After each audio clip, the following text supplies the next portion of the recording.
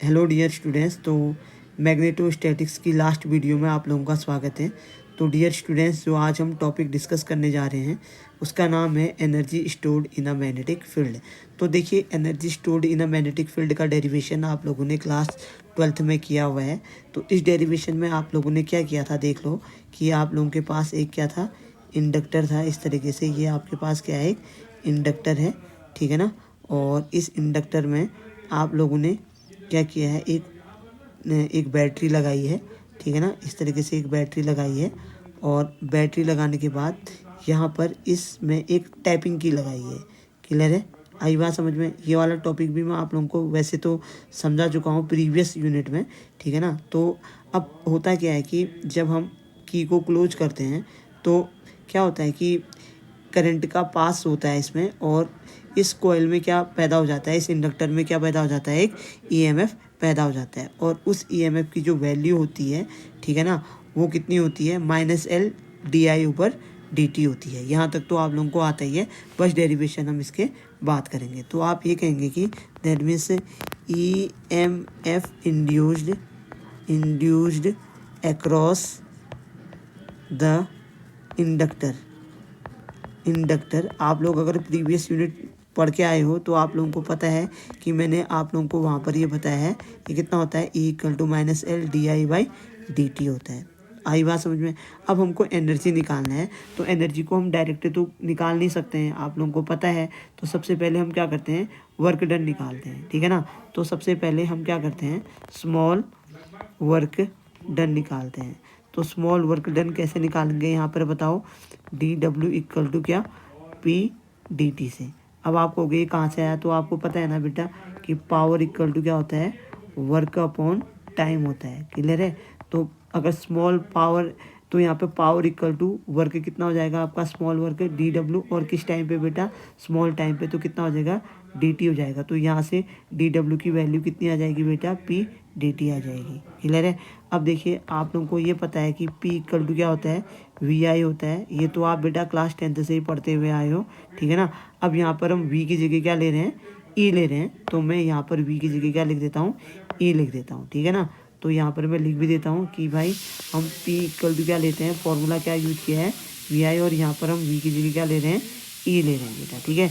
और अभी तो हमने एक चीज़ देखा है कि दैट मीन्स E की वैल्यू क्या होती है, यहाँ पर मैं अगर मैग्नीट्यूड लूँ तो ये मैग्नीट्यूड माइनस का क्या हो जाएगा, आपका प्लस हो जाएगा। कैसे होगा, समझ में आया ना, ठीक है ना, आई बात समझ में। तो अब इससे क्या होगा, देखिए E की वैल्यू में क्या रख दूंगा, यहाँ पे L di/dt, और ये हो जाएगा I और dt। क्लियर है। अब dt और dt क्या हो जाएंगे, यहाँ पर कैंसिल हो जाएंगे। तो कितना बच जाएगा मेरे पास, dW=Li/dt हो जाएगा बेटा। बहुत आसान सा डेरिवेशन है। अब मैंने कहा कि इनिशियली अगर करंट मेरा 0 है और फाइनली करंट I हो जाता है, तो अगर मैं आपको क्या कहूँ, टोटल वर्क डन निकालूँ, work done from I=0 to I के लिए निकालूँ, तो टोटल वर्क W क्या हो जाएगा, इंटीग्रेशन ऑफ dW हो जाएगा, जो कितना हो जाएगा बेटा, 0 टू I का इंटीग्रेशन Li/di। यहाँ पर dt नहीं है, ऊपर ये गलती से मैंने लिख दिया है, यहाँ पे dt और dt कैंसिल हो गया है, ठीक है ना। तो यहाँ पर कितना जाएगा, di। अब देखिए L यहाँ पे से क्या जाएगा, इंटीग्रेशन से बाहर जाएगा, और ये हो जाएगा 0 to I integration of I with respect to di। तो कितना हो जाएगा बेटा, I²/2, और लिमिट लगा देंगे यहाँ पर कहाँ से कहाँ तक, 0 से I तक।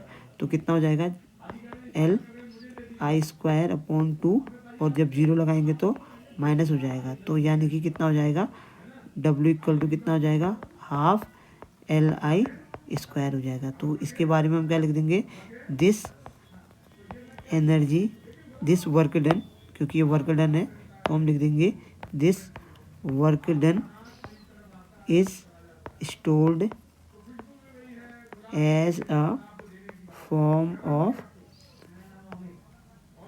magnetic, ठीक है ना, मैग्नेटिक एनर्जी, ठीक है ना। तो यानी कि इसका मतलब आप क्या करते हैं, W की जगह क्या लिख सकते हैं, U, और कितनी आ जाएगी, हाफ Li² हो जाएगी। और यहाँ पर आपका जो ये फाइनल एक्सप्रेशन है, ये क्या हो जाएगा, कंप्लीट हो जाएगा। क्लियर है। देखिए कितना आसान सा है, आ सकता है एग्जाम में, ठीक है, इम्पोर्टेंट है, ठीक है। तो करना कैसे है समझ गए।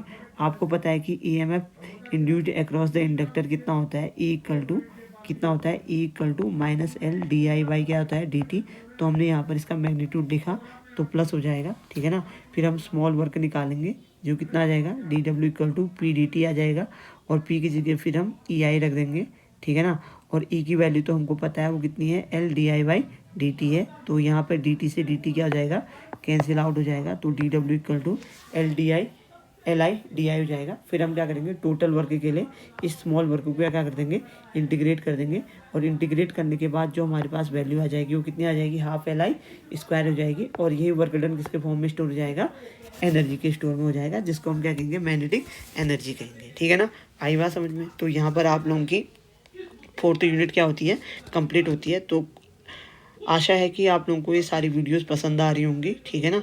तो अब मैं फटाफट से आपको नेक्स्ट जो यूनिट है उसको कंप्लीट कराने की कोशिश करूँगा जितनी भी हो पाएगी मेरे से, ठीक है ना। बट मैथ्स सबसे इम्पोर्टेंट टारगेट है जिसको मैं जल्दी से जल्दी आप लोगों को क्या करा दूँगा, कवर कर दूँगा, ठीक है। तो मिलते हैं नेक्स्ट वीडियो में एक नए लेक्चर के साथ। तब तक ध्यान रखें अपना। Thank you and have a nice day.